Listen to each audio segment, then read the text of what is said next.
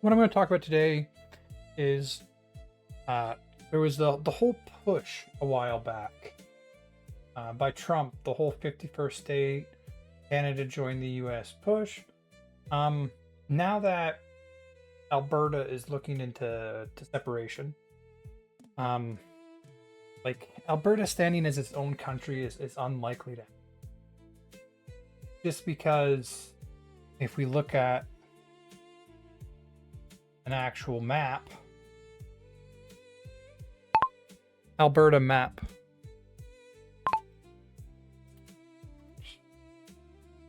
We can pull this up. As you can see, it is very landlocked.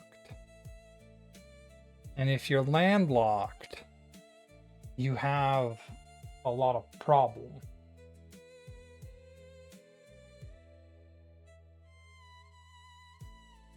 Well, better. And so generally, to get access to the oceans, which is how countries trade primarily, you need to be essentially a part of either Canada or the US. So if Alberta does vote to separate, something that they'd probably look into very quickly is, do they become a state, join the US? And so I imagine that that'll be something they talk about. I mean, I don't see it happening again. But we're still going to look, because there was the whole push for Canada to join the US. And we're going to look at pros and cons, and we're going to go through them, and we're going to see kind of how they stack up. So that's what we'll be doing. To at least the first thing will be do this. This is the one we're going to have active here.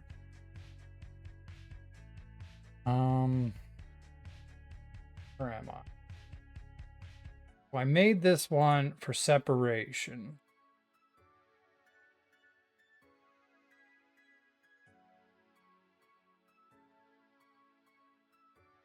I think I can use this framework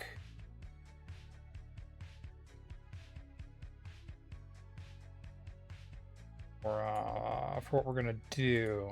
First of all, we get rid of this.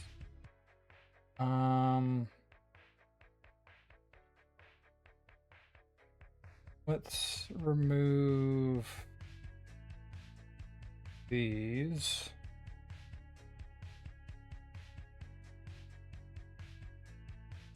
And so, question is,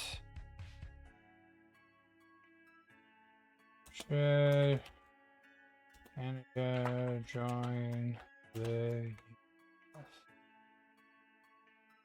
Primary question there, we'll have join US.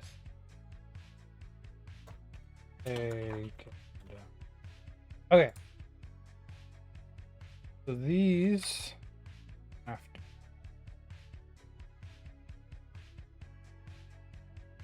Want to override? Yes. Okay, now why is this line dotted?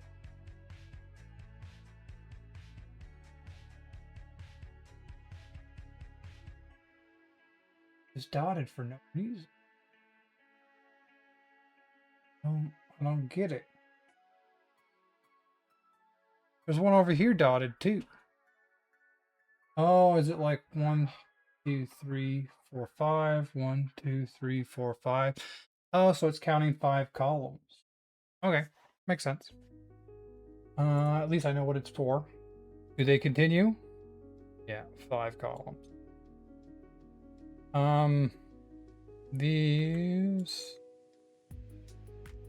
The values we got set up low importance, important, high importance, extreme importance, and like one of the core fundamental concept here. Okay, so let's start. I'm gonna bring in like all the ideas that come to my head, and then we're gonna go through pros, cons, from the AI here before we have a look. Okay, so nationalism. Okay, I'm definitely going to do it this way. So this is going to be the whole, like, proud to be a Canadian, you know. There is definitely, like, I like nationalism personally. Like a national and a national identity. That's just something, like, people are I think Canada's done a pretty good job as a country. Like, I know it's got its issues, but I'm proud to be a Canadian. So there's definitely something you're gonna have to overcome that way. If, like in the end, I personally would want to do, like, what's best for all Canadians. But you do have to overcome the nationalism.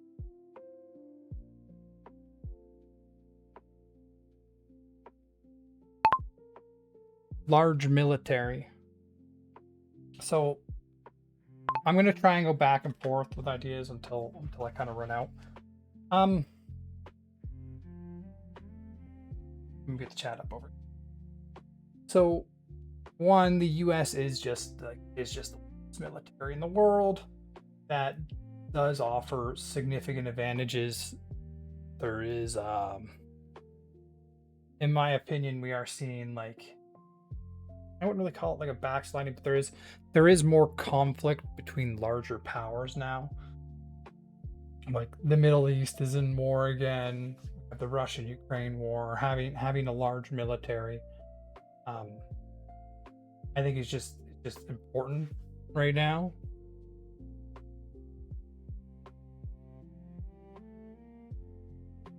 Better. And so, U.S. largest military. I know Canada is, like, they have got the wake up call. Canadian government, they're got 2% now, so they're significantly expanding the Canadian military.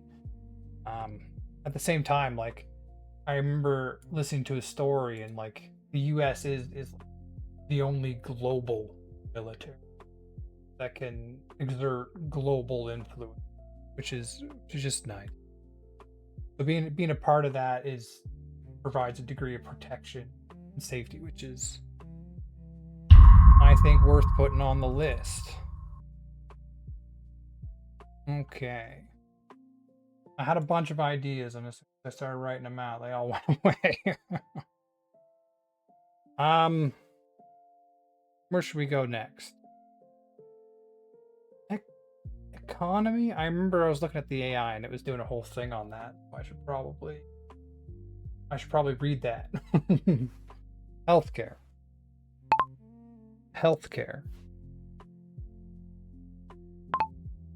So I generally see the Canadian healthcare system is just significantly in so many ways. Like, this is one of those core, I mean, core, extremely important. Like, I did this whole thing where I looked at the American healthcare, and they spend more. The federal government in the U.S. spends more per person than the Canadian federal government does, and they don't have a universal healthcare. Like, that is a very poorly run system. You spend enough money to get universal healthcare, and you don't get it. Like, that's bad. Like, that should be fixed. And I think if you live in a country that has universal healthcare, joining a country that doesn't have it, like, no state in the U.S. has universal health, which means Canada joined the U.S., you would likely lose universal health care, and I don't see that flying. that is a downgrade to the standard of living that I just happening.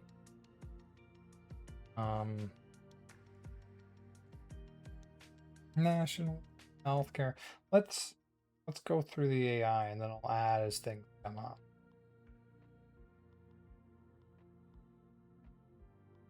Okay, so potential pros. Economic. Elimination of trade friction. To be fair, like Canada can't do that between its own provinces.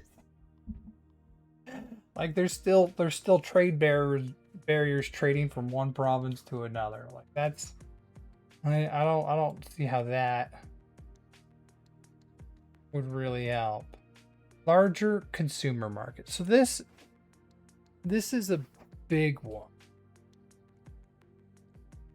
Right? Like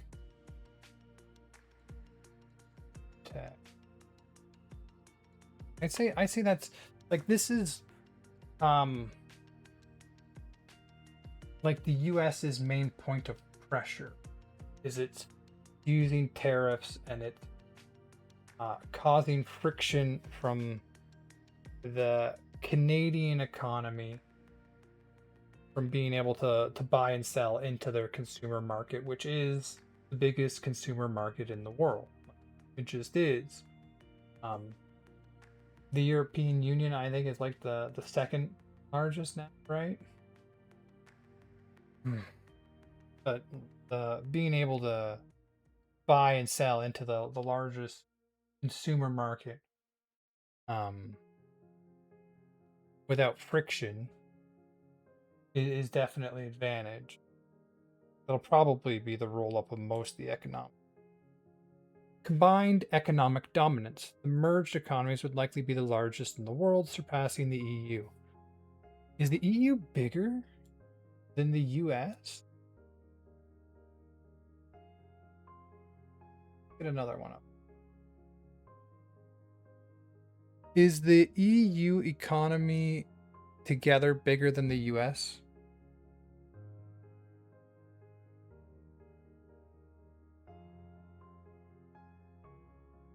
No, the US economy is currently significantly larger than the combined economies of the European Union. Okay, I thought so.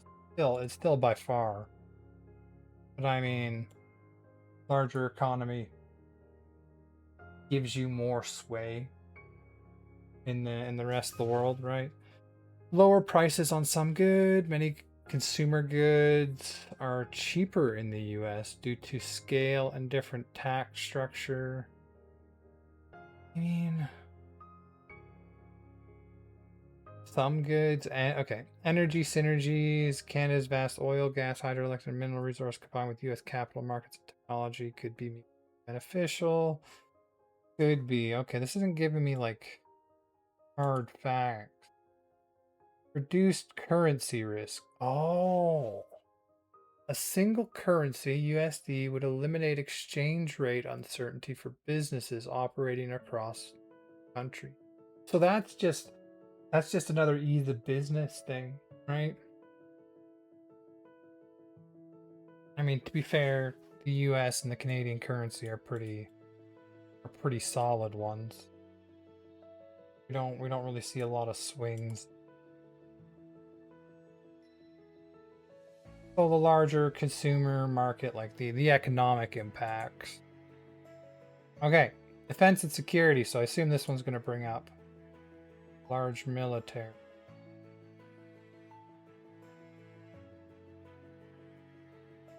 Full military integration. Canada current struggles to meet NATO's 2%. We've met it now. Spending target. Full U.S. military protection would be included automatically. I mean, combination of the military. Canada would join, right? Reduce defense spending burden.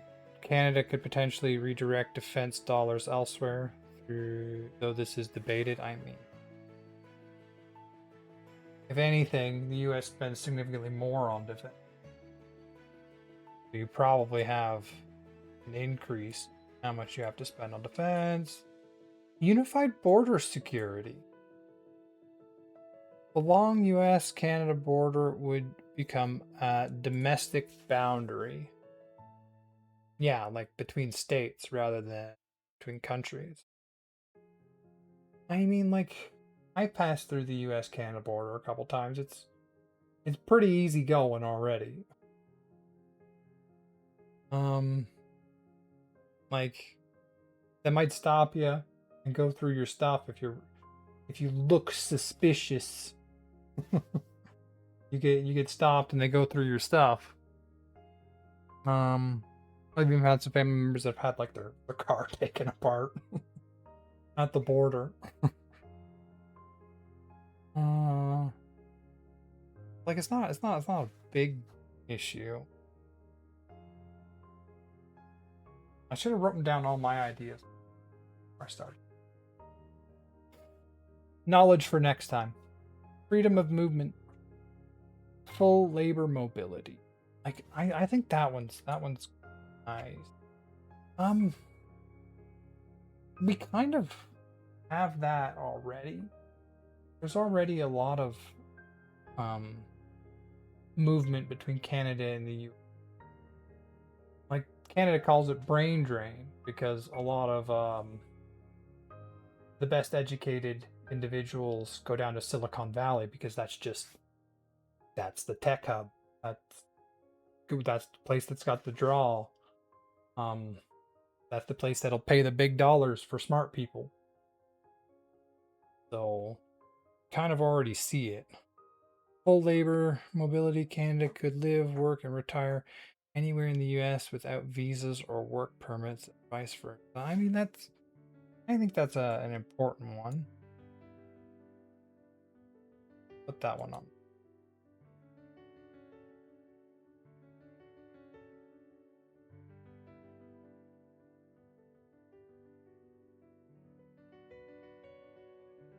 Political representation in U.S. government. Canadians would gain senators, House of Representatives, and the right to vote in presidential. I also imagine, at least initially, there would be like, you know how Quebec has its like own party, specifically in the Canadian federal elections, which still gains a lot of like they get quite a few seats. I imagine we would see something like that in Canada, which means you might actually see a breakdown of the two-party system in the US if you were to include Canada, because like loyalty is definitely strong and there would be a large number of Canadians that would want and vote for their representation, what Quebec does within Canada. And so that could definitely be a change to the system, which might actually be beneficial to them. But like you get representation in our country right now. I don't really see that as a benefit. That would just be something that happened. Okay. Alberta and Prairie alignment. These provinces often share political and economic values closer to U.S. red states. Some argue they have more political influence. They'd have more political influence. I mean, I don't want to get into how the politics. Will it benefit or harm the average citizen? That's kind of what I'm looking at here. What are the factors average people will look at? How will their lives be affected?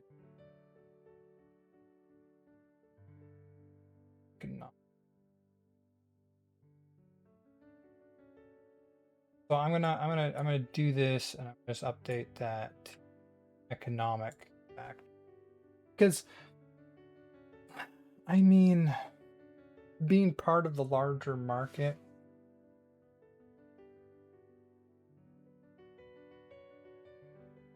larger consumer market / economic factor, labor mobility. I'd actually say if you joined, you would have less political impact. in my opinion. Less political impact because you're in a larger group now, right? So, um, more opinion, wider, more voters. Specific impacts are smaller. Full labor mobility. Hold the go. Okay, okay.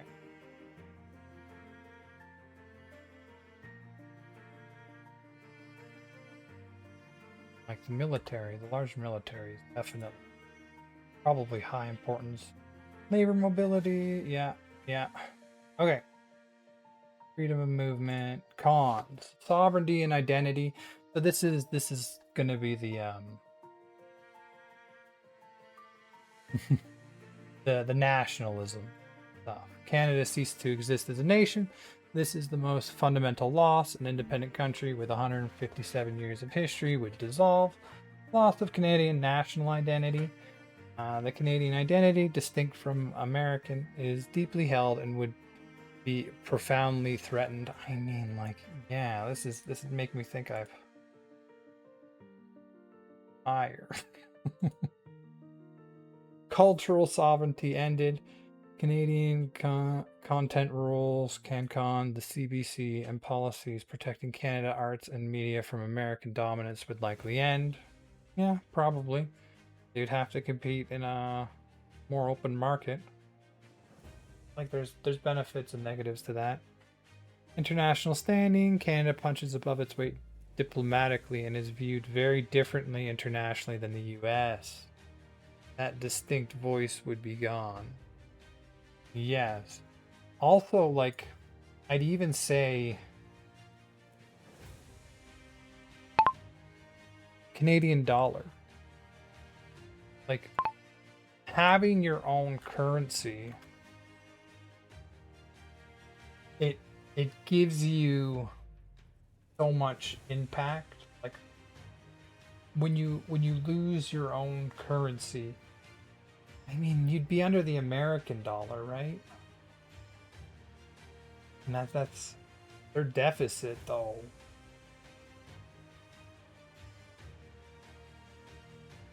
I don't know. No, I still think like the benefit of the Canadian dollar is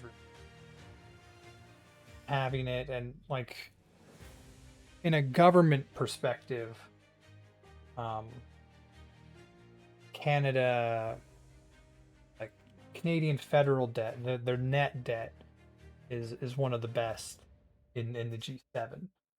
So they're actually in a pretty good fiscal position, even if they keep running a deficit. I don't like that. But comparatively, they're still in a good fiscal position. Healthcare. This one's already up here. Loss of universal healthcare. Like nowhere, like no state has been able to do universal healthcare. If Canada joined the US, it would be the end of universal. And like I don't think people would accept that.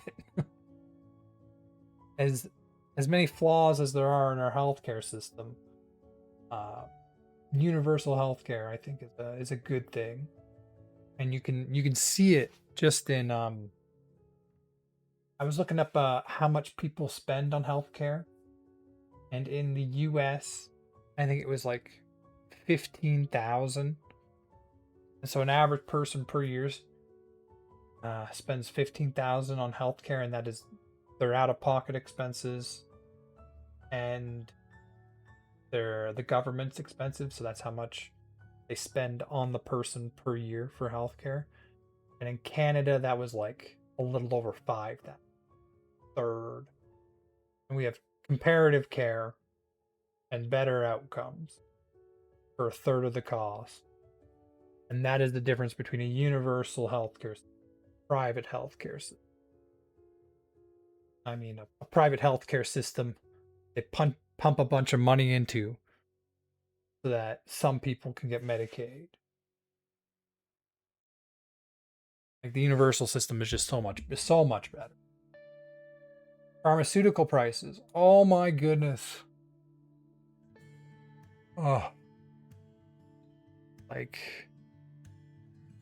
I'll leave that under health. I mean, that might get its own. That might get its own slot. Did I read this one? No. Loss of universal healthcare. Canada's single-payer system is one of the most cherished national institutions. Under U.S. integration, Canada would face American-style privatized healthcare with significant higher out-of-pocket costs. Horrible. Yes. Pharmaceutical prices. Canada negotiate drug prices resulting in much lower costs. U.S. drug pricing could dramatically increase what Canadians pay for medication. Now, I hear Donald Trump is trying to reduce pharmaceutical drug prices in the US. How effective has this been? Are their costs comparable to Canada now? Like, let's just see.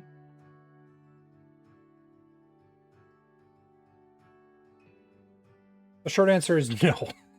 US drug costs are still not comparable to Canada for the vast majority of patients, but the landscape is shifting rapidly. While the Trump administration has launched an aggressive push to lower the cost using a most favored nations model, the policy is still in its early stages, highly contested, and mostly structured around voluntary agreements rather than an across-the-board Canada-style price cap.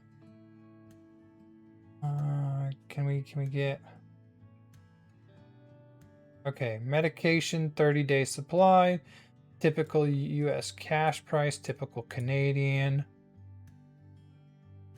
Whoa! 5.5 times more expensive. Blood thinner, 7 times more expensive. Can I... The whole thing. Anticoagulants, 6 times more expensive. For asthma, 2.8 times more. Like that, your drug prices down there are wild, absolutely wild to me. I remember, like, I was like, so much of the media that I consume, like, obviously comes from the U.S. Like, watch a movie.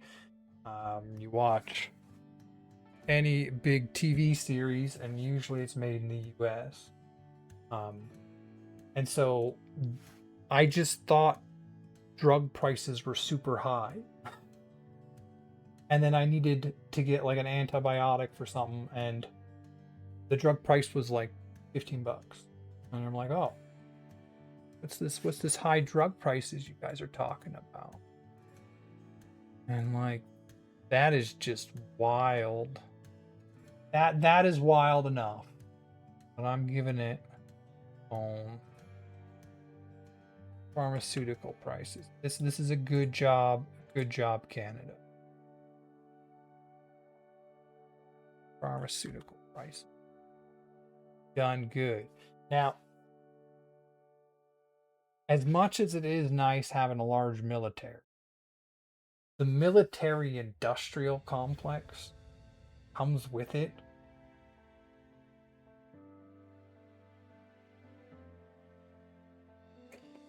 I don't want to add that in as a negative, but it is a negative. We're just going to subtract one rather than actually putting it in as its own separate thing. Maybe I'll have to. Maybe that'll make more sense.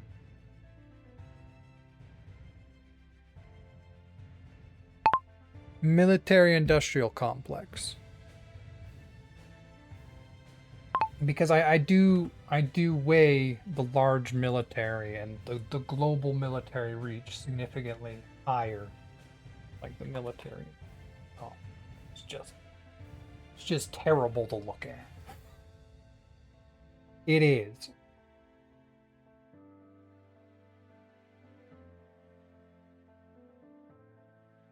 The aggressive US push to match Canada prices has actually raised alarm bells for the Canadian healthcare system. Because the US market is so massive, pharmaceutical companies stand to lose billions if they are forced to lower US prices to match Canada's. To protect their US profit margins, some policy analysts and industry experts warn that drug manufacturers may react by raising prices in Canada where legally permitted, delaying the launch of new cutting edge medicines in the Canadian market, or restricting supplies to prevent American from importing them. So basically, because the US is trying to lower their pharmaceutical prices, the pharmaceutical companies just could throw a hissy fit on everything. Is that what we're reading here? I got distracted. What was I doing? What are the pros and cons to the US military industrial complex? We keep it neutral and we'll see what comes out. And we'll adjust that one off what we actually see. Cultural and linguistic. French language rights at risk. I mean, Canada's officially bilingual and legal protections for French, especially in Quebec, would have no equivalent framework in the US. I speak English, so that's not going on my chart, but I certainly see how for French Canadians that could definitely.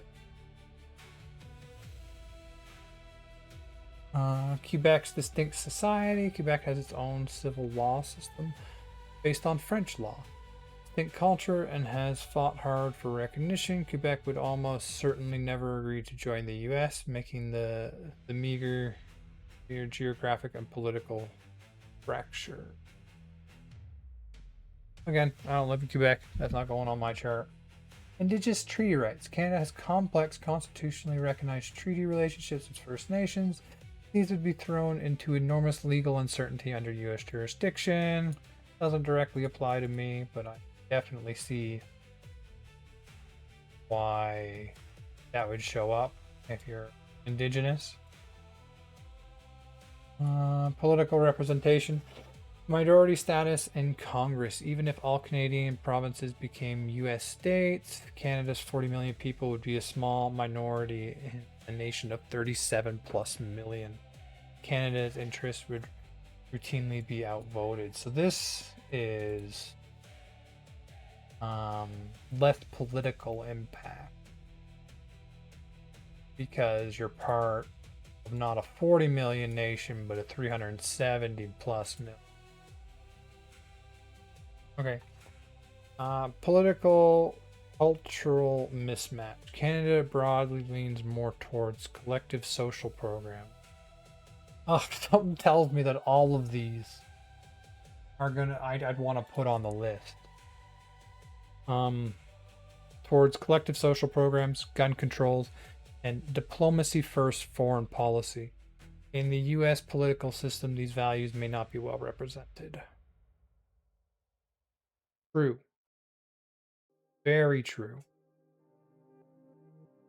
Like their whole gun control thing, like the school shooting.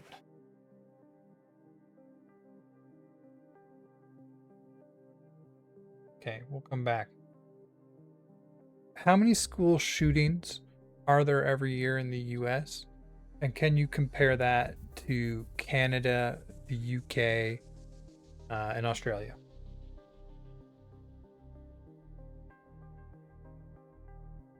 So we did have a school shooting recently. There was I think it was in British Columbia, not actually that far. There were families in my community that were affected by this because they had relatives that lived in that, lost children, were affected in some way. I remember hearing one of the kids that had been shot in the head and then survived. You take a shot to the head, that's life altering entirely. Part of their family lived in my community here. Gun violence affects a lot of people, and stricter gun control laws just significantly limit the damage one insane person can do. It does. When comparing the statistics of school shootings between okay. Yeah, we're gonna talk about this one. When comparing the statistics of school shootings between the United States and other developed nations like Canada, difference is stark. The United States experiences more school shootings in a single month than the other three comparative experience in their entire recorded histories combined. What? The United States experiences more school shootings in a single month than the other three countries have experienced in their entire recorded histories combined. The exact numbers vary depending on how a school shooting is defined. What? The US is unique in that school shootings are a regular, ongoing occurrence. This is the right to bear arms in their constitution. Like, it's one of their fundamental rights to have guns. And that's the cause of this? Okay, US is unique in that school shootings are a regular, ongoing occurrence. Organizations that track this data generally divide the statistics into two categories. Broad definition, any gunfire on campus. The K-12 school shooting database tracks every instance where a gun is brandished, fired, or a bullet hit school property for any reason, including after-hour gang violence, domestic dispute in parking lots, accidental discharge, and suicides. Annual average 200 to 300 plus incidents per year. In recent years, active tracking shows numbers consistently hovering in this peak range, meaning a firearm is discharged on an American school campus roughly every 1 to 2 days. Strict definition, mass active casualty. If you filter the data strictly for active shooter scenarios where an individual enters a school with the intent to commit mass murder during school hours, similar to the tragedies at Sandy Hook, Uvalde, and Parkland, the numbers are lower but still unique globally. Annual average 5 to 12 major active shooter incidents per year, resulting in dozens of fatalities and injuries annually. So the US is about 10x Canada. Because it's not perfect, but about 10x. So if they get 5 to 12 major active shooter incidents per year, Canada should be 0 to 1. Right? And that's just scale different. In Canada, the UK, and Australia, school shootings are so rare that they are tracked as isolated historic events rather than annual statistics. In any given year, the standard number of school shootings in these countries is 0. Okay. Is it going to tell me about this recent school shooting? Canada has experienced a handful of high-profile shootings over the last several decades, average roughly one major incident every few years, though long stretches go by with none at all.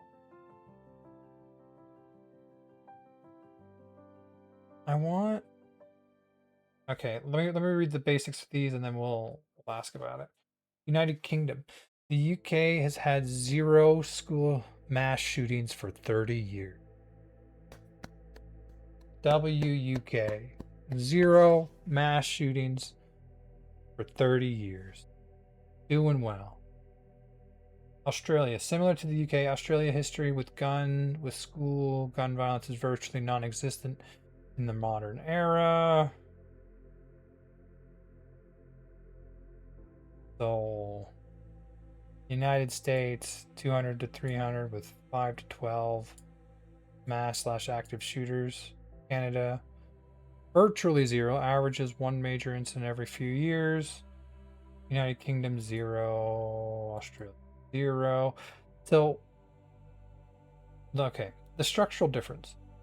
Scientists and criminologists universally point to gun availability as the driving metric.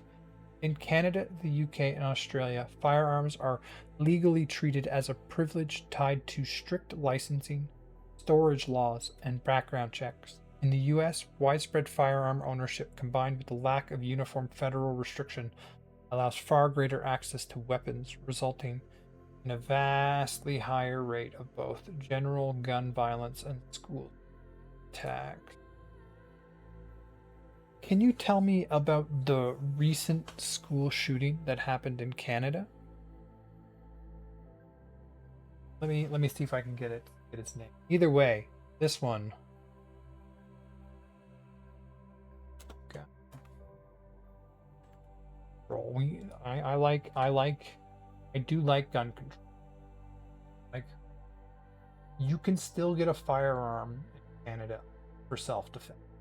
If that is what you want, you can get it for hunting, you can get it for self-defense. You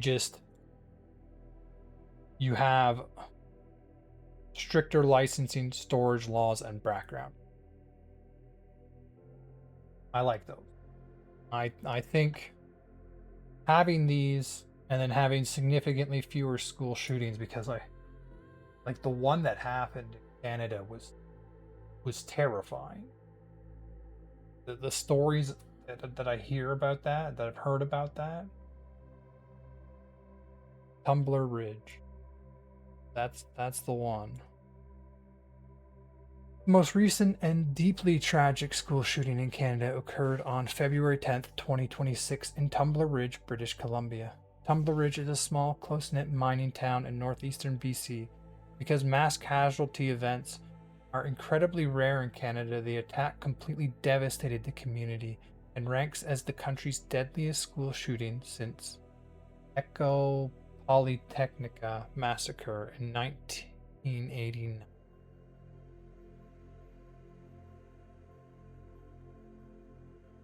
Here's what transpired based on the Royal Canadian Mounted Police investigation. The incident. On the afternoon of February 10th, an 18-year-old former student named Jesse Van Roosteller committed a dual-site attack, the home. The violence began at the perpetrator's residence, where Van Roosteller shot and killed her.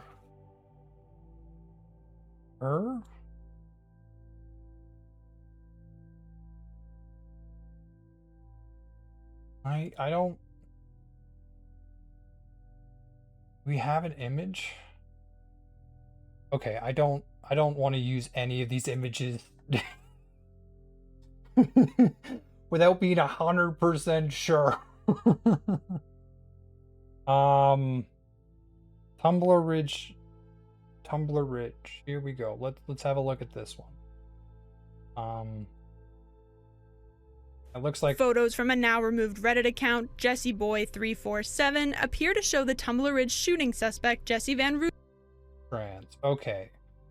So, I initially, the images I see, I didn't think it was a woman. Violence is usually almost always a guy that goes out and commits a mass murder like this. So then is it Roosteller talking about an affinity for firearms. I'm a 15-year-old trans person transitioning from male to female. Oh, so they were born male. Okay. That checks. That checks with my worldview. Everything's back in line. Van Roosteller shot and killed her 39-year-old mother, Jennifer Strag, and her 11-and-a-half-year-old brother using a shotgun. At school at approximately 2:20 p.m. Mountain Standard Time, the shooter arrived at Tumbler Ridge Secondary School armed with a long gun and a modified rifle. So these are a long gun and a modified rifle. They have a shotgun. But this is not. That's not an assault rifle. That's just a modified rifle. So none of these are like automatic weapons. She opened fire inside the school, killing a victim in a stairwell before moving towards the school library. Students and staff immediately initiated lockdown procedures, barricading classroom doors with tables. Local RCMP officers arrived within 2 minutes of the initial call, while active gunfire was still echoing through the building. As officers closed in, the shooter died from a self-inflicted gunshot. Suicide. The victims. The attack resulted in 9 deaths total, including the shooter. So they killed 8 people, 2 in the home, so that would leave 6 at school,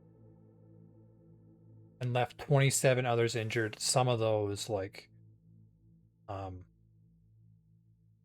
said, one person got shot in the head. That's basically ending a life, in my opinion.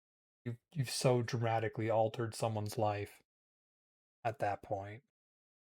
2 surviving female students aged 12 and 19 were airlifted to the hospital in serious condition but survived. So then I'm guessing the other 25 could be treated on site, so minor injuries. The victims killed at the school were identified as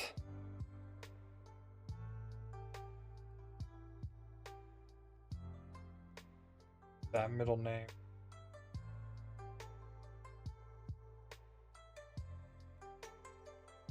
Shanda Aviagana Durand. I feel like it butchered it more than I would have. Okay. Shanda.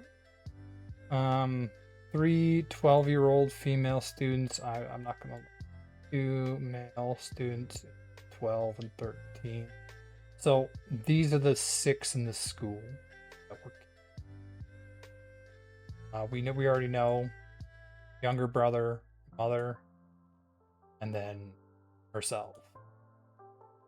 The aftermath and investigation. The RCMP Majors Crime Unit launched a massive investigation, interviewing more than 80 students, educators, and first responders.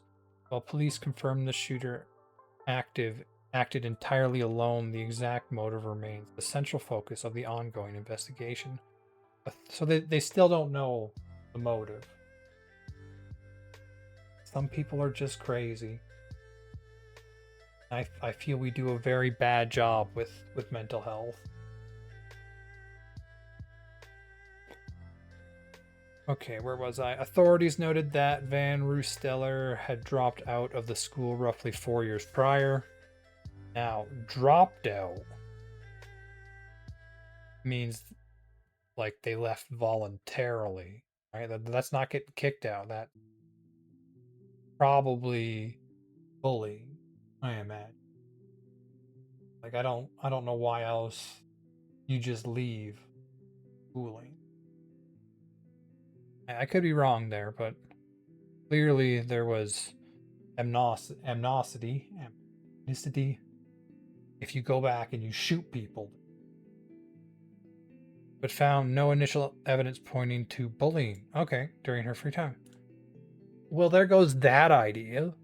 That's what I assumed happened. But you can be wrong. Checking over there. The origin of the primary firearm used at the school remains unknown, as they had no prior history in police database. Oh, so they don't even know where the firearms came from. Like, so these weren't licensed then. In May 2026, British Columbia Premier David Ebb announced that due to the severe collective trauma associated with the building, Tummel Ridge Secondary School will be entirely torn down. Why? If the US did this, they'd have no schools left. The province committed to constructing a brand new high school on a completely different site as quickly as possible to help the community heal. I mean, if that's what it takes. You know, kids don't want to go back to a traumatized building. But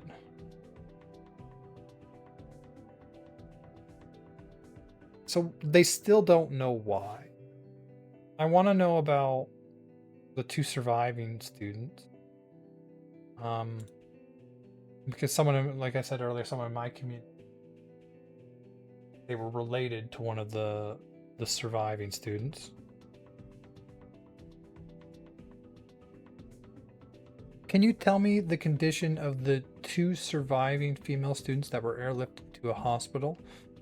Did they improve from their condition? That'll get me what I want. I also wanted to... We're on a massive tangent here. Gun control. Yes. Gun control good. We like gun control. Strict licensing, storage laws, and background checks. Yes, there have been updates on both surviving female students, and they have shown significant improvement. According to updates from the RCMP and family members, the 19-year-old student, Paige, she sustained serious injuries during the attack and was airlifted for treatment. She made remarkably swift physical recovery and was officially released from the hospital less than a week after the incident. Okay, so that's a full recovery. On February 16, 2026. The 12-year-old student, Maya Gabella, may have faced a much more critical situation after suffering multiple gunshot wounds to her head and neck. So this is definitely the one that I was hearing about on Facebook from her. She was airlifted to British Columbia Children's Hospital in Vancouver, where she had to fight through extensive medical complications, including 2 brain surgery, a cerebral leak, meningitis, MRSA, and pneumonia. By March 2026, her mother shared a highly encourageable update on her condition. Maya's swelling had gone down significantly. She was able to keep her eye open during the day to watch television, and she has begun interacting with family by wiggling her toes and squeezing their hands when asked. While her recovery path remains long, doctors noted she was slowly and steadily improving despite her initial life-threatening. That is altering a life forever. There. And then this is on top of the 6 that died.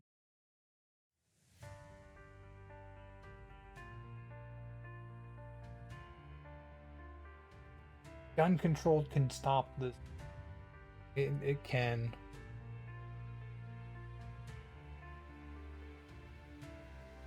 We see here none since 1996. None in modern history. Virtually 0. I mean, we're looking at the one incident. And then they have 5 to 12 mass active shooters.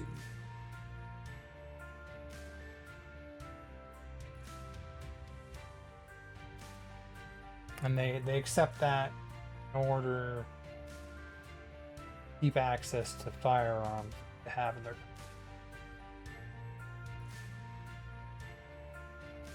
I don't know. Like, I think these are fine things to have to limit guns. I know that Canada was also, like, they had buyback programs to buy back assault style weapons and stuff like that.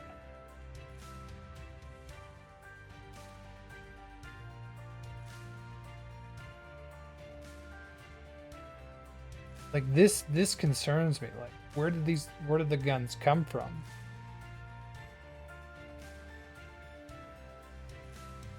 Let's see if we can get it to expand a little. In the Tumbler Ridge shooting, where did the perpetrator get their guns? See if we can't get it.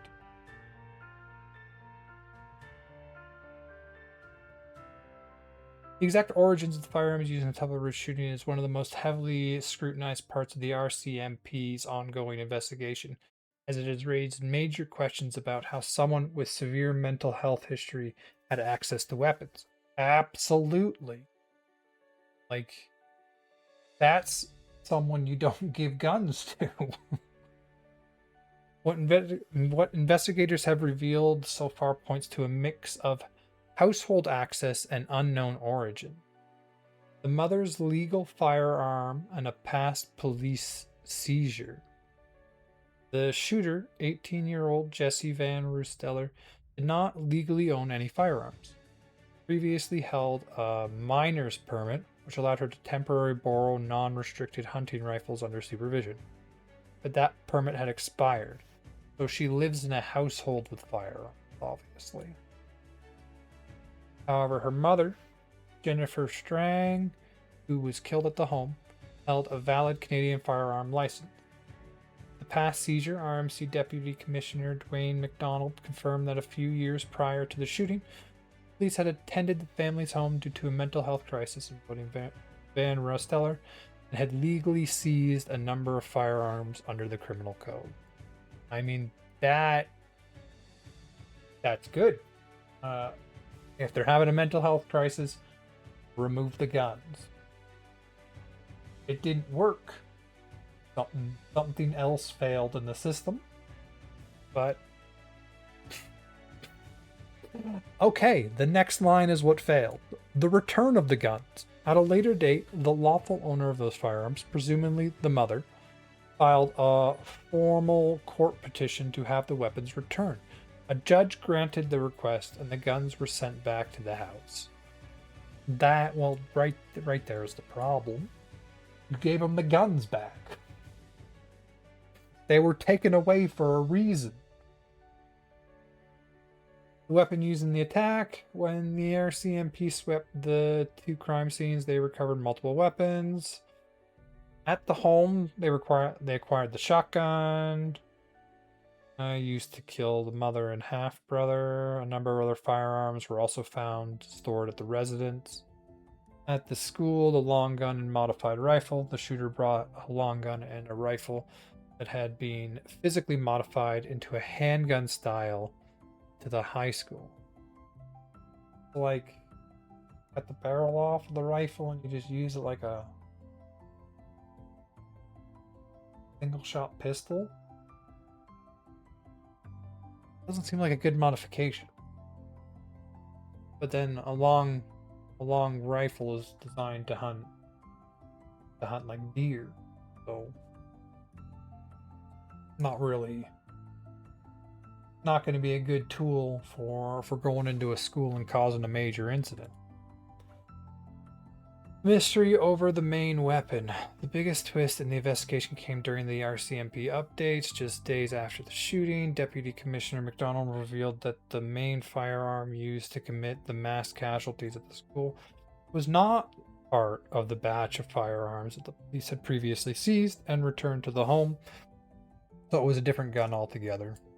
If the mother still has their license, I assume once the guns were seized, she just purchased another gun. Because wouldn't she lose her license?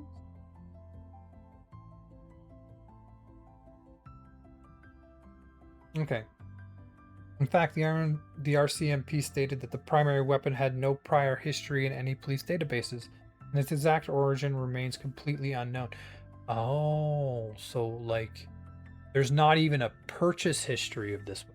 So she probably lost her license to own firearms when they were seized, and she managed to obtain a weapon somehow completely legally.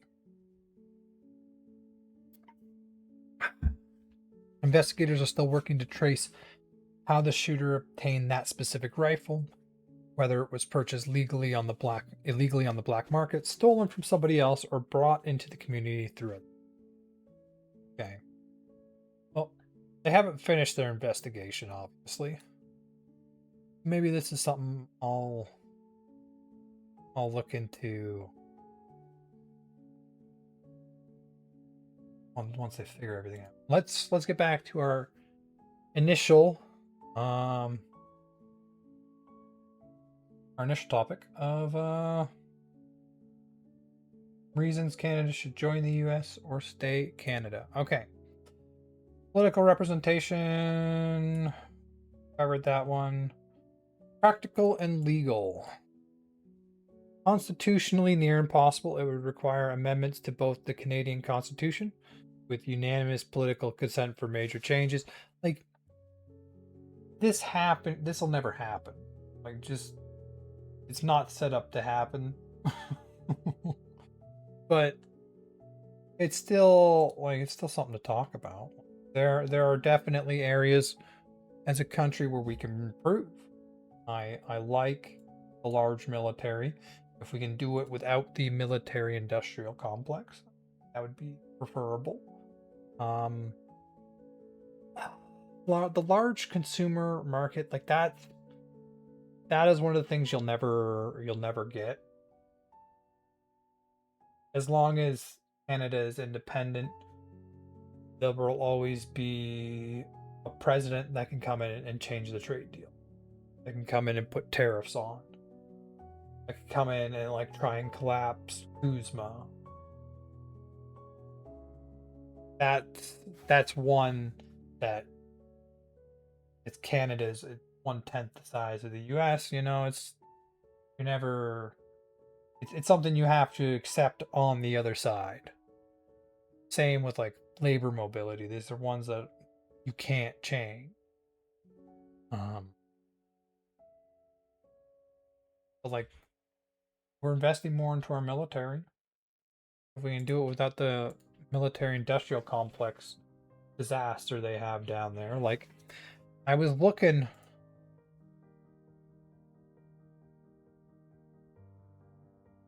I heard that there is a rocket propelled grenade in the US, and over time the price to procure that rocket propelled grenade has increased dramatically for the same thing. And weapon.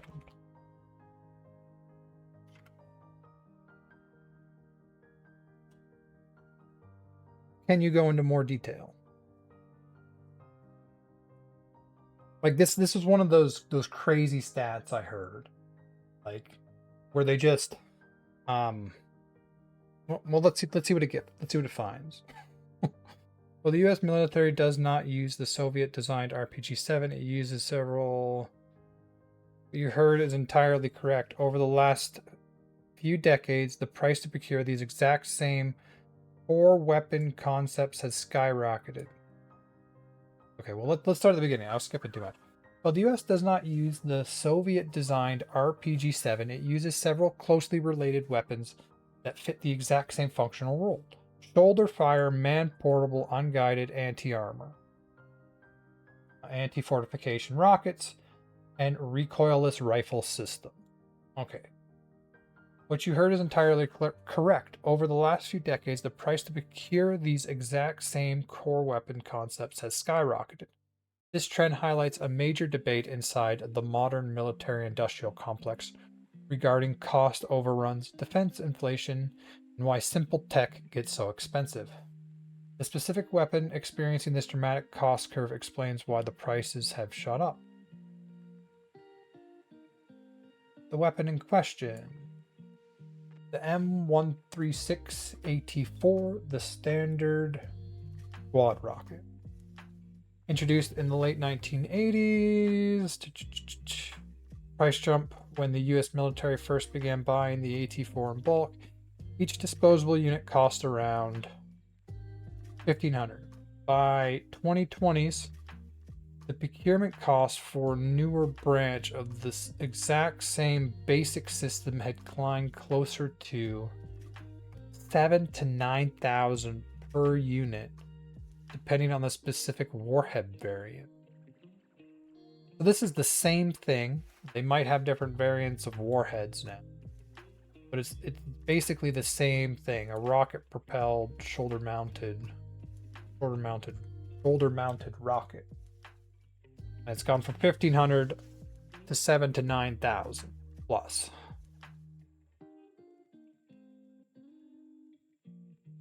Oh, they got a couple of them. Reusable coilless rocket. Maybe this is the one I was listening to.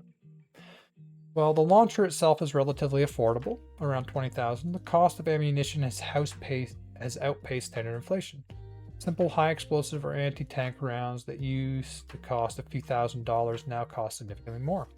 Advanced variants like programmable airburst cost a staggering. Well, I mean, I want to look at apples to apples. As soon as you start putting a lot of high tech in there, massively raise the price very quickly, but you get something for that raised price. You get a smart weapon. The Javelin missile, the premium upgrade. Price jump. When the Javelin entered service in 1996, a single missile cost roughly 80,000. The price tag for a G Javelin missile has risen to over 216,000 per round by 2021, and that does not include the 100,000 plus reusable command launch unit required to aim and fire it. So this is the same Javelin missile going from 80,000 to 260,000. Now this is over what, like almost 30 years.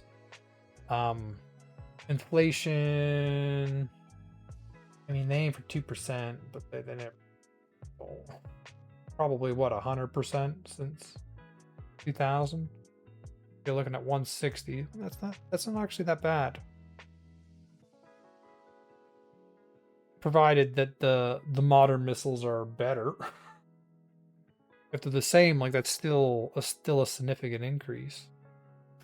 Like this one, the same rocket, 1,500 to 7 to 9,000 plus. Like, I think I might be overstating the downsides of the military-industrial complex. Put you in one. That's not as bad. Like, I assume the news or whatever that I heard about it was the worst possible example then. And there certainly are some bad examples. But if these are their worst examples, then everything else is probably better off than this, right? Defense analysts and military historians point to a few specific reasons why a weapon designed decades ago cost dramatically more to build today. Scope creep and smart upgrades. Even if a weapon looks the same on the outside, the military constantly updates its internal components. An AT-4 from 1990 was entirely analog. A modern AT-4 or Carl Gustaf round often features smart capabilities such as optical sights that sync with night vision systems. Oh, okay, so even a weapon that is technically the same can still feature significant upgrades.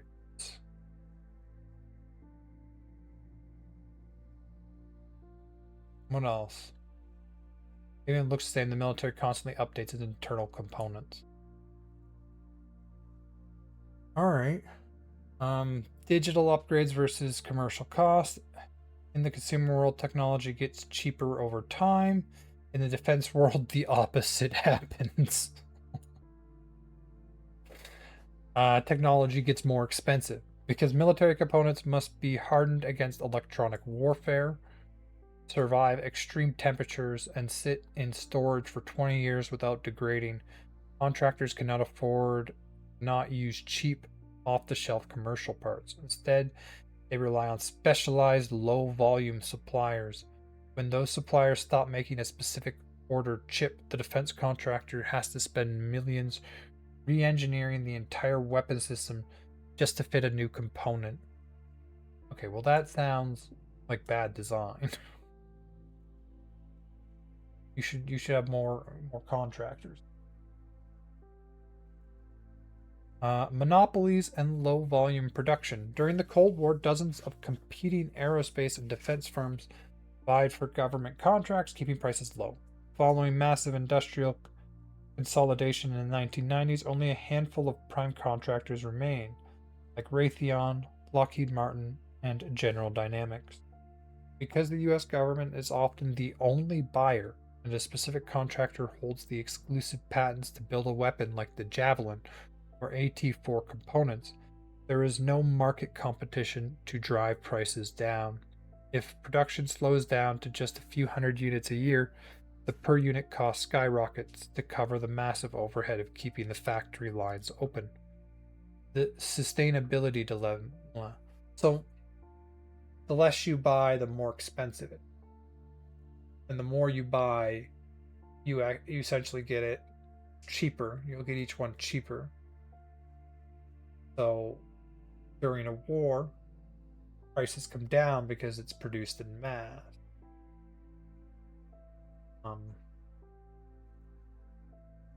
Okay. The sustainability dilemma. This exact pricing problem has triggered a major crisis in modern military strategy. The US military frequently finds itself in asymmetrical conflicts where a soldier uses a $200,000 Javelin missile or a 9,000 anti-armor rocket to destroy a pickup truck or a makeshift concrete bunker that costs the enemy virtually nothing to build. This economic imbalance is driving the Pentagon's current massive pivot towards cheaper, autonomous drones. Okay. Yeah, still not a fan of the military industrial. Let's go back up to it. Okay.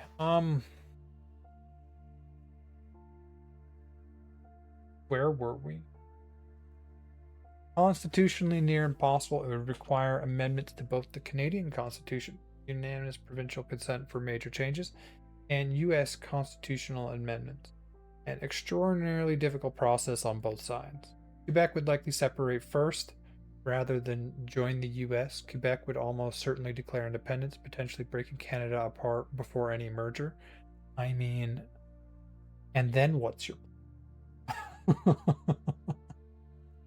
I mean, I don't think that one would go well.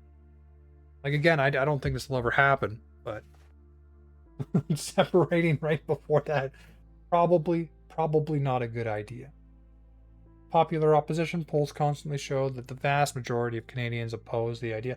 I mean, that's obvious. There was like an entire election decided basically on this topic. Carney took a very hard line against joining the US, and to be fair, I'm pretty sure his opposition let me check that.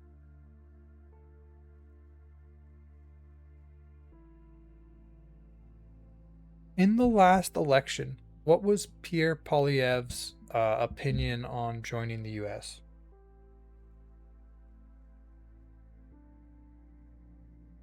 That's definitely not his last name, but I think that's like, I'm pretty sure he was adamantly against it too, but a lot of his like economic policies kind of fell more in line with Trump, and so it was easy to bundle him in with Trump, and he couldn't shake that association. And Trump was arguing to make Canada the 51st state, right? And so he was disliked, and then he couldn't shake the association with someone who's very disliked in Canada at the time, and that sent his his odds of winning the election went way down because of specifically that. And that was probably the main defining feature of the last election. Let's see. In Canada, political disclosures in recent election, conservative leader has never proposed or supported Canada joining the United States. Yeah, he was against it as well. Instead, his platform focused heavily on protecting Canada's sovereignty while building a much closer, highly cooperative economic and trade partnership with the U.S. So he was pushing for a more cooperative trade partnership. I mean, and that's probably what made it so hard for him to separate himself when Trump became so unpopular so quickly with the 51st state rhetoric stuff.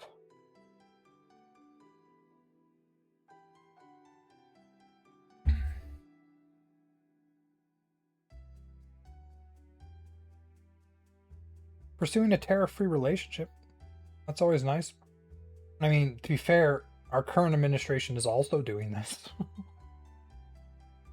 But not well. How is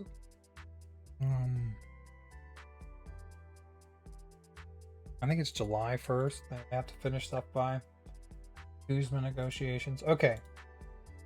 Popular loss of Canada institution. Ooh. Okay, popular opposition, the polls constitute the yeah, that's where we were.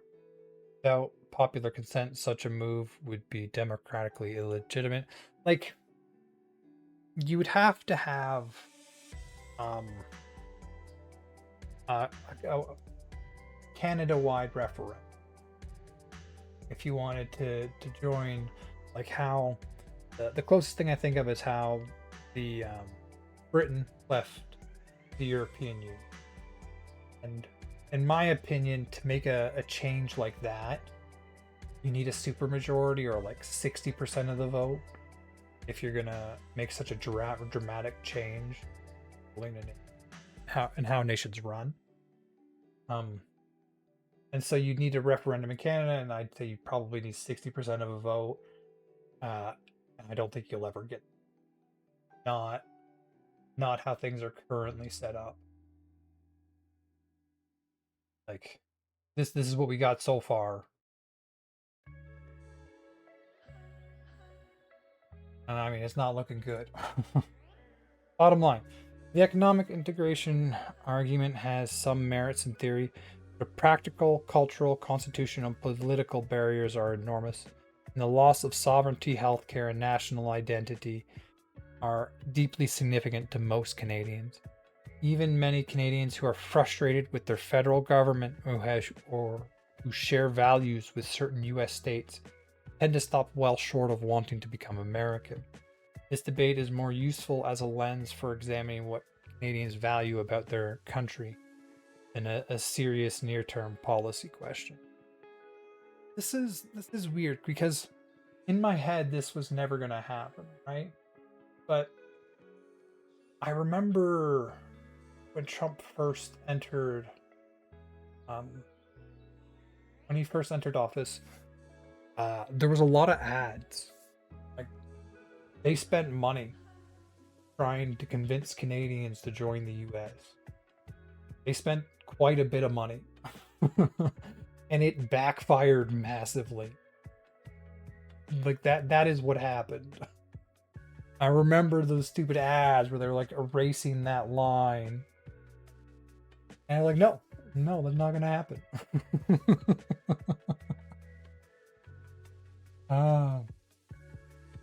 Practical, cultural, constitution, political barriers. Like, I am willing to look at things and like try and weigh each side of an argument. And even when I do that, it looks like there's no way this is gonna happen. Like, I'm gonna put this on YouTube, so if you're watching on YouTube, comment down. I'm gonna go through these a little more before I move on. But if you think of any other big ones I'm missing or not weighing properly, feel free to comment. We'll see. Okay, so I'm going to pose this question do another AI. See what it gives me. See if it gives me anything different while we look at this. Okay. To join the U.S., large military. I like that. Like, the world is becoming increasingly dangerous. I believe Canada is moving in the right direction there. Like they're doing military reform. But like large military, global military, nuclear weapons, like that. All those things are nice. Larger consumer market. I'm gonna move you down so I can move you here. Why not those two? Military industrial complex. That's the monopoly system that is just not regulated well. Full labor mobility. I mean, the only reason this one isn't higher is because that kind of already happens. There already is a lot of labor mobility between Canada and US. Like, a lot of Canadians do travel to like Silicon Valley or Hollywood for work already. The larger consumer market. I mean, joining probably would be good. You look at their economic impacts, and most U.S. states, I think all the U.S. states do better than the Canadian provinces. When you look at like take-home pay, that's something I check again. Some of these things that we just hear, we do have to check. I remember hearing that all the US states make more money than Canadian provinces. Can you go into more detail? Find on that.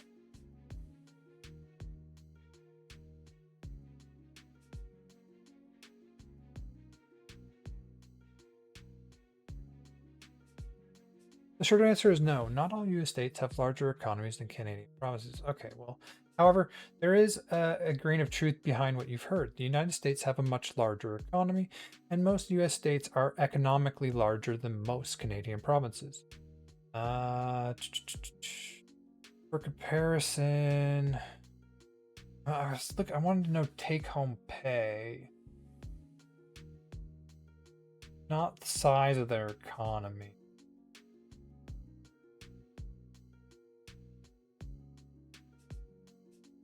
Can you compare Canadian take-home pay to American take-home pay?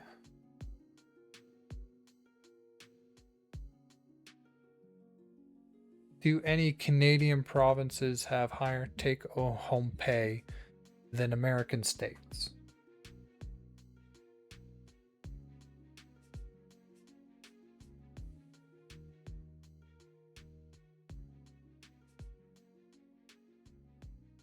Yes, some Canadian provinces have higher take-home pay than some US states. I don't know where I heard that.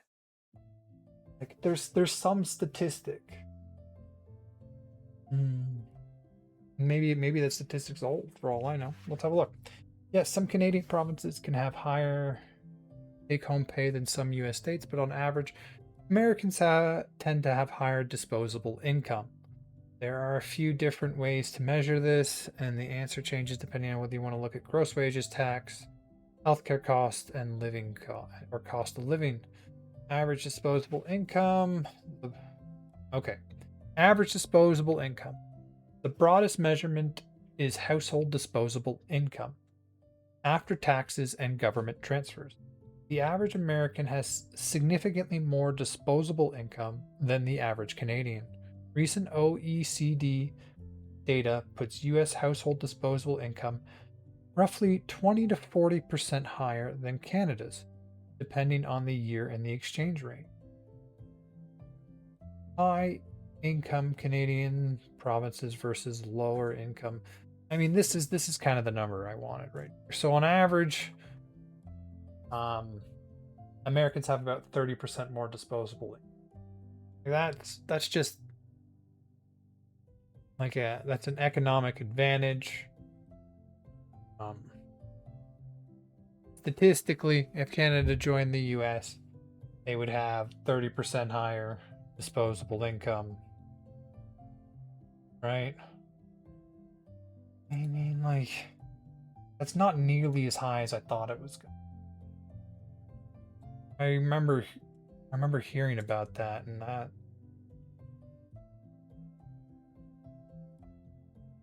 the poor USA. I remember something about Mississippi. Okay, I'm not gonna read it all. I think my question has largely been answered. Okay. Let's see if we can come up with any other ideas. What are some other benefits of joining for mobility? Like,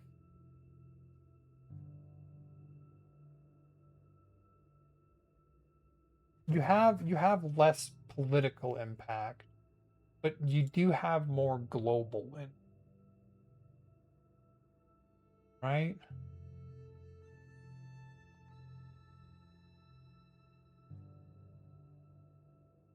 Okay.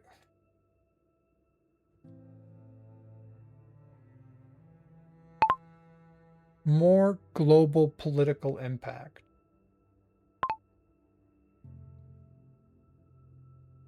Because, like, the U.S. is a country that kind of defines, like, I don't know, it larger country, more impact on the trajectory of the world,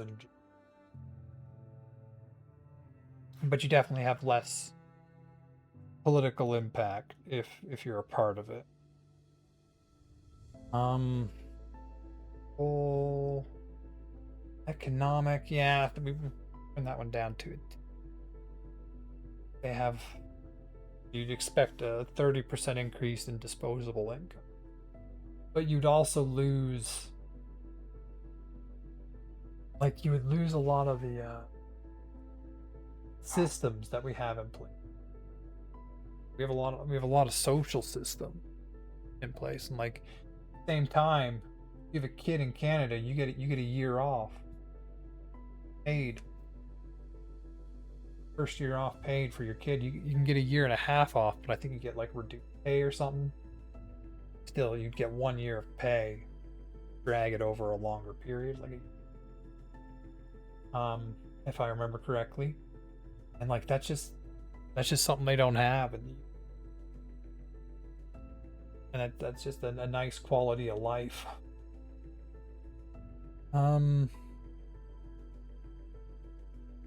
This is something I'm definitely gonna have to come back to. There's no way I'm thinking of everything right. Nationalism. I'm gonna say culture.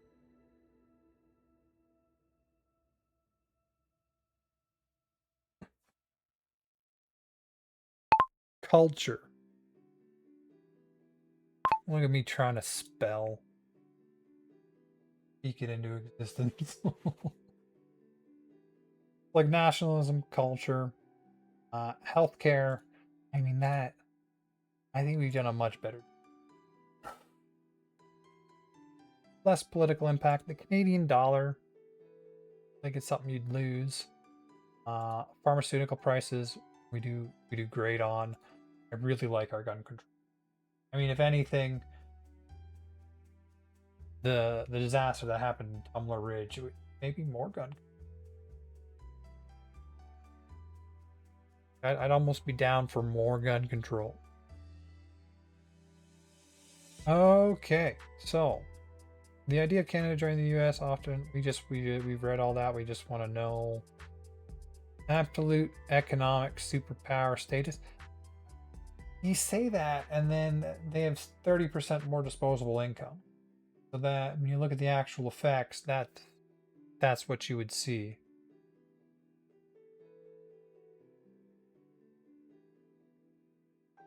That's what you would expect to see from the the economic boom. Okay. Dramatically reduction in consumer costs. So they also have lower costs.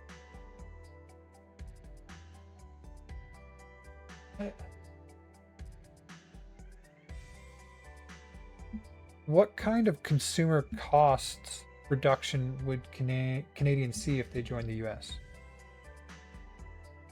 Like, if the gain is 30% off disposable income, how much does the cost go? Dramatically reduction in cost, cheaper goods and services, end of Canada monopolies. I mean, like, we do regulate our. I agree they're not good. And we should do more on that specific area. Lower taxes, generally U.S. federal and state income tax.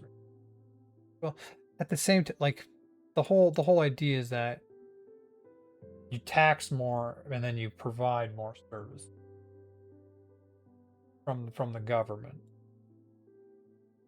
Shared defense and Arctic sovereignty and military. I do like a strong military. Definitely. Cons, the cost of union, the total loss of sovereignty. So this is like culture, identity, nationalism, mantling of the social safety net.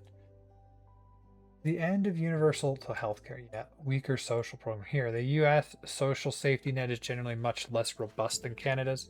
Programs like paid parental leave, subsidized childcare, and robust unemployment insurance would be dramatically scaled back or eliminated to match standards. So I do like our social programs. But like,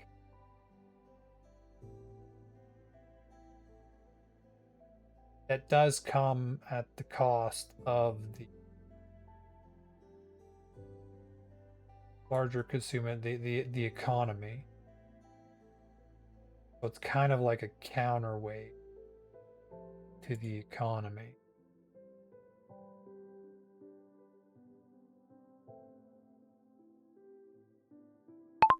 Social programs. I'm gonna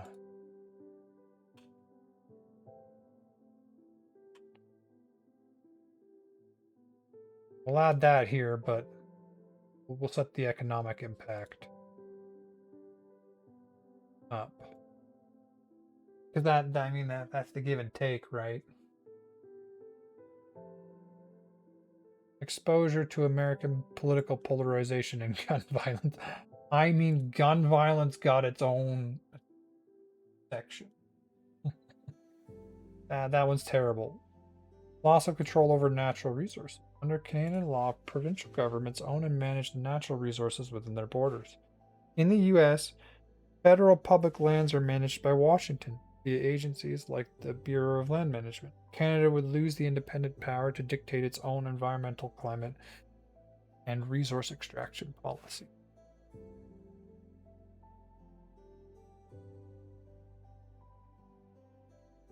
Healthcare costs free at the point of care, tax funded, high out of pocket costs / private insurance. You have less than 10% voting weight in Washington, D.C.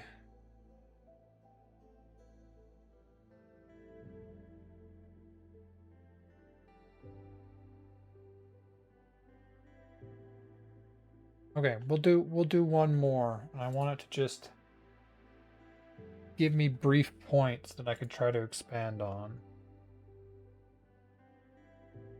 I'm looking at the pros and cons of Canada joining the US. Can you give me a short bullet point facts for pros and cons if Canada was to join the US?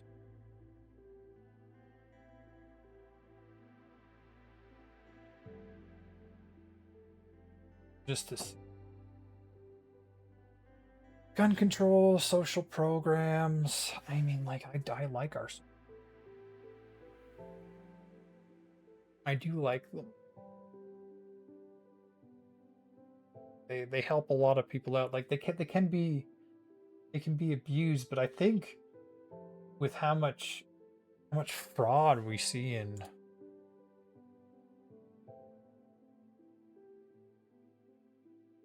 I've recently seen on the news a lot of fraud in the United States social programs. Does something like this exist within Canada? Like, do we have fraud? Like, if you have a social program, you're always going to have some fraud, right? The big question is the degree of fraud. Like, is this just a person that's like kind of stretching the truth to get coverage, or is this, you know, community driven effect to abuse a system? There's very different scales of fraud. Yes, social program fraud absolutely exists in Canada. The mechanism behind it is very similar to what you see in the United States. Well, the overall dollar amount of fraud in Canada is smaller than in the US, simply because the US population and spending budgets are vastly larger. The percentage of loss relative to the size of the program is highly comparable. I mean, like if it's happening in the US, you figure it's happening here. Canada's social program fraud generally falls into two distinct categories: standard individual non-compliance and mass organized systemic exploitation. That's the one I really dislike. The standard individual non-compliance, like that. You should police that, but this is the one that'll hit the news. The COVID-19 benefit wave, the biggest systematic failure, the single largest instance of social program fraud in Canada's history, occurred during the pandemic with the Canada Emergency Response Benefit and the Canada Emergency Wage Subsidy. Because the government prioritized getting money out to people immediately during lockdowns, they used an acceptation-based system, meaning they paid out the money first and planned to verify the qualification. This opened the floodgates. Scale of the fraud, the culprits, the included billions sent to individuals who didn't meet the income requirements, people who were concurrently claiming employment insurance, prisoners serving in penitentiaries, and organized crime rings using stolen identities. The recovery struggle. The Canadian Revenue Agency has faced intense public and political scrutiny because it managed to claw back only a small fraction of that $32 billion. In many cases, tracing the money has proven nearly impossible, and the government eventually wrote off a portion of unrecoverable debt. Ongoing peacetime social program fraud. Outside of emergency pandemic funding, Canada's standard ongoing social safety net experienced regular, predictable fraud. Employment insurance fraud. This is the most common form of everyday fraud. It typically involves individuals working under the table for cash while continuously collecting EI checks or fabricating records of employment qualify for benefits they didn't earn. Canada Child Benefit. Because the Canada Child Benefit is highly generous, tax-free monthly payment for parents, it is a frequent target. Fraud here usually involves parents claiming children who do not live with them, exaggerating their custody splits, or hidden couples claiming to be single parents to artificially lower their reported household income and boost their monthly paychecks. This all sounds like small scale stuff. Provincial welfare and disability scams. Programs like Ontario Works or Alberta Works face ongoing issues with recipients hiding assets, failing to report living with a high-earning romantic partner, or fabricating medical notes to qualify for higher tier provincial disability support.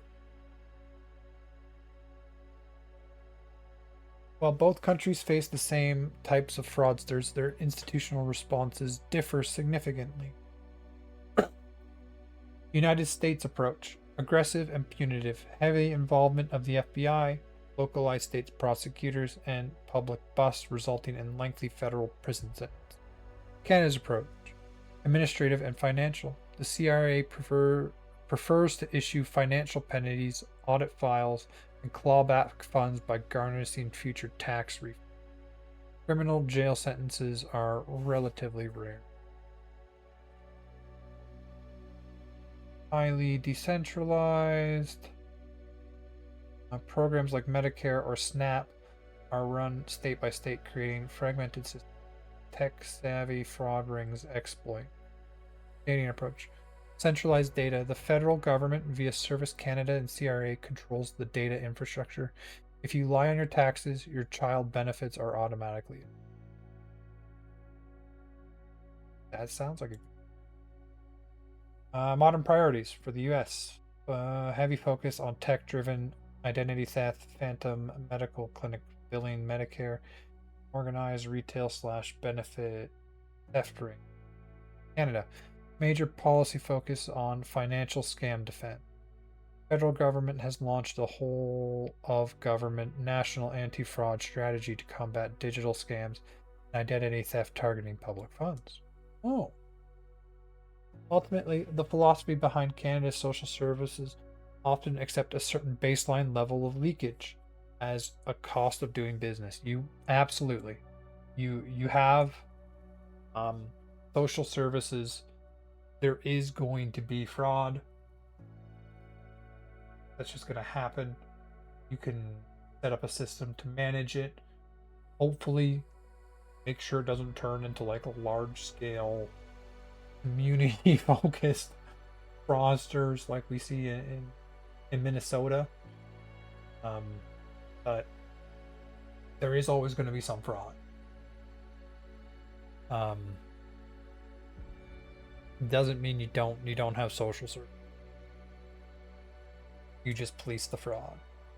The prevailing policy logic has traditionally been that making a system too strict or bureaucratic to stop 2% of fraudsters will accidentally block 10% of vulnerable, honest citizens from getting the urgent help they need.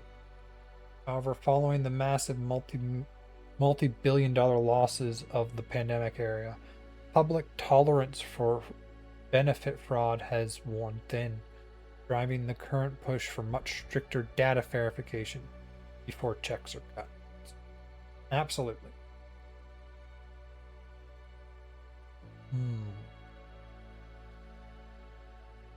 So basically, Canada has similar levels of fraud. Smaller nation, we don't see those massive headlines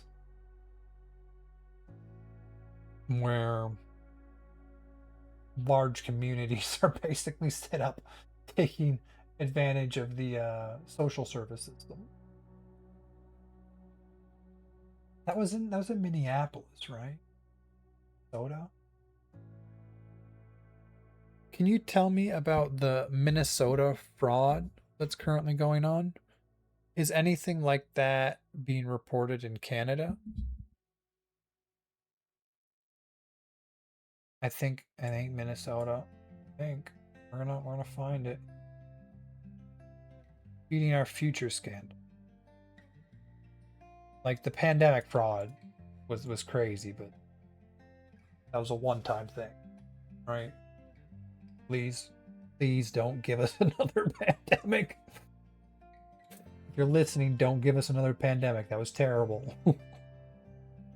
The Minnesota Project refers to the Feeding Our Future scandal, widely recognized as one of the largest and most brazen public program theft in modern U.S. history.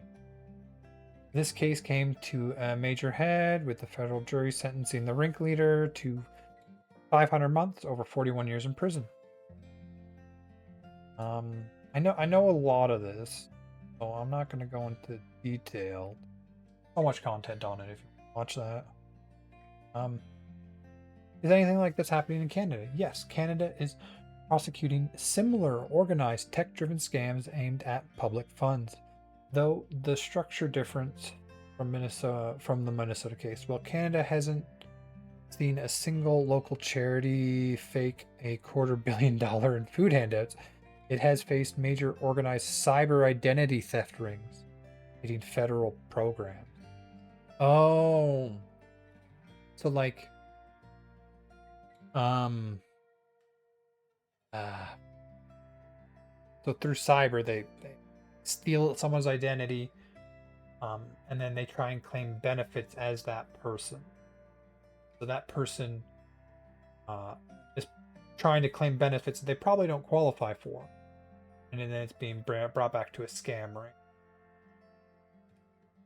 Two major parallel trends are unfolding in Canada. The highly sophisticated identity theft rings, the RCMP International Anti-Corrupt Teams dismantled a major cyber fraud network spanning Ottawa, Toronto, and Montreal.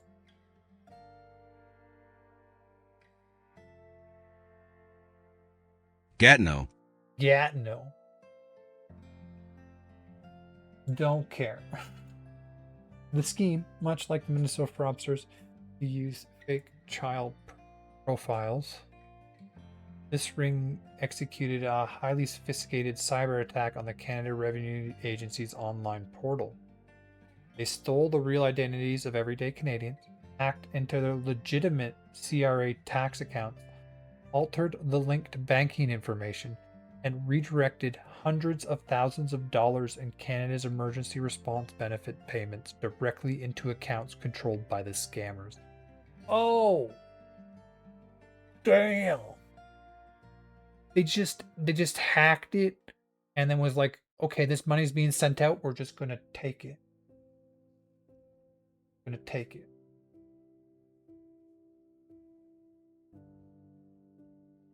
The 32 billion oversight and the policy pivot. Oh, while individual fraud rings are being picked off by the RCMP, the macro level systemic fraud in Canada is a massive political focal point.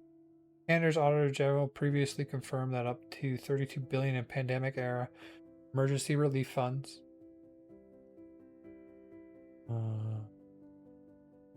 went to suspicious or unqualified recipients. I mean, that could be a lot of things, including organized crime syndicates. Well, that's one of them. International hackers, and even incarcerated prisoners, because the Canadian government prioritized, like, this is the thing, right? They prioritized immediate payouts over verification. Then they went to do the verification and found that a lot of the money you couldn't get back, took it, and they disappeared.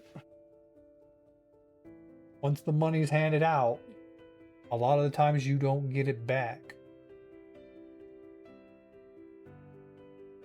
Because the Canadian government prioritized immediate payouts over upfront verification, they are now paying catch-up. They're not playing catch-up, attempting to audit files and claw back billions of dollars from individuals who claim benefits they were never entitled to. Canada's 2023 counter strategy. Scale this vulnerability has permanently changed Canada's policy. The federal government recently closed public consultations on its first ever whole of government national anti-fraud strategy.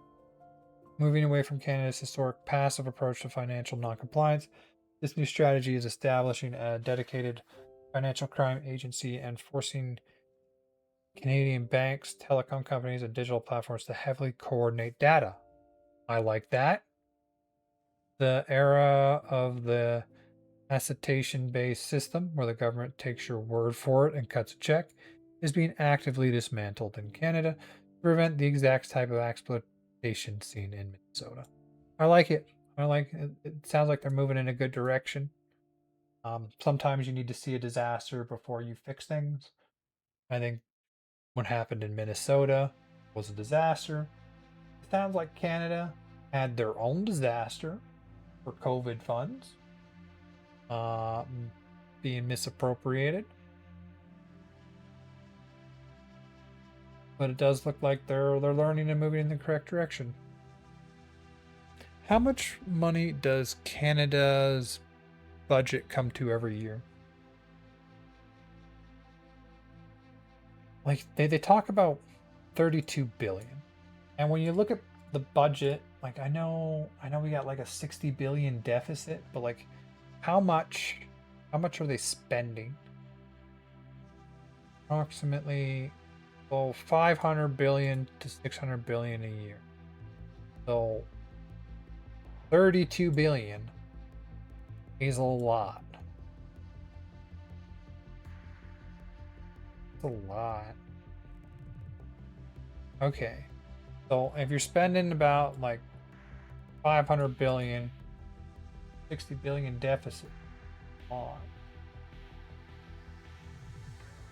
What's the US budget every year?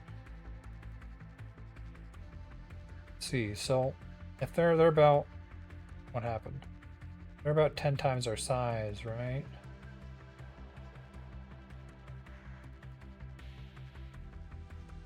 The federal government brings in about 107 billion in annual revenue, leaving a deficit that hovers around 78 billion.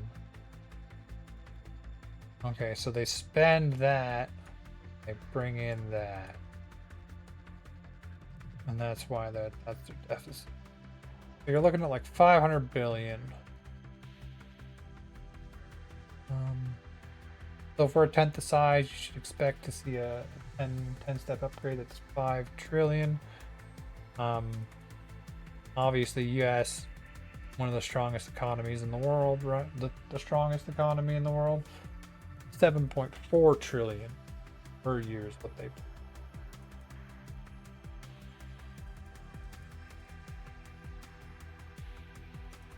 I'm not going to go into full spending breakdown.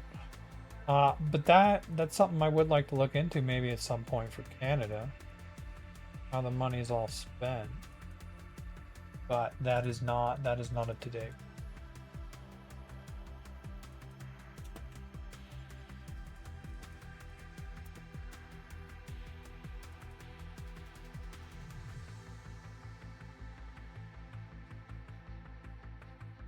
Okay, I've got wildly off track again. We will go through this and then we will move on. Let's have a look. Possible pros: larger integrated market, economic one, higher average incomes, like that's economic, overall taxes for many households. Doesn't that's all the expected, like 30% more disposable income, access to a larger labor market, larger, like I put all of this under just economic pro.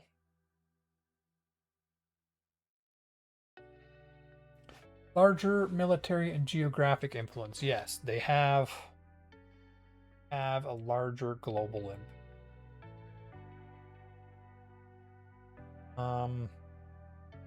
Potentially lower housing costs in some regions, unified regulations. A lot of that is all economic.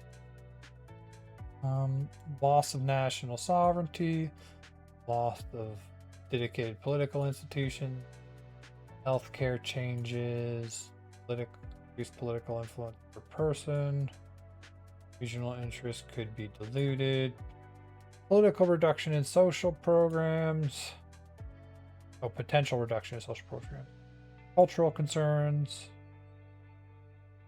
different gun laws, and literally, we got them all.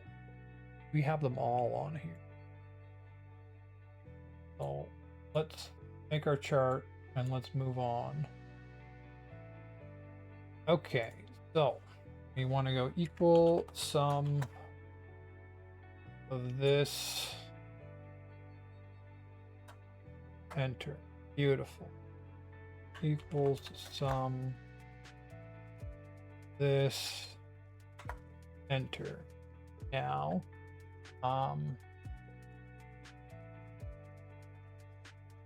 format, graphs, insert, chart. Beautiful. Pie chart. Are better?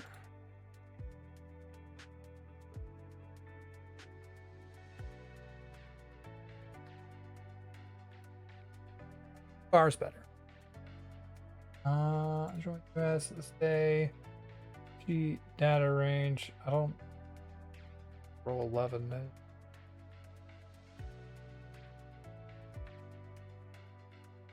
Oh, because that's where I'm pulling this from. Whatever. Doesn't change anything. Card elements, title. File back. Finish. Give me. So that's currently where I've got it. If I was to make my join and stay thing. So very clearly lean one way to stay. And I think most Canadians lead that way. And even the large military, like we're starting to build a military. Basically didn't have one. Yeah. So like that might actually be higher, but I'm sure I'm missing some stuff. So we're gonna save it.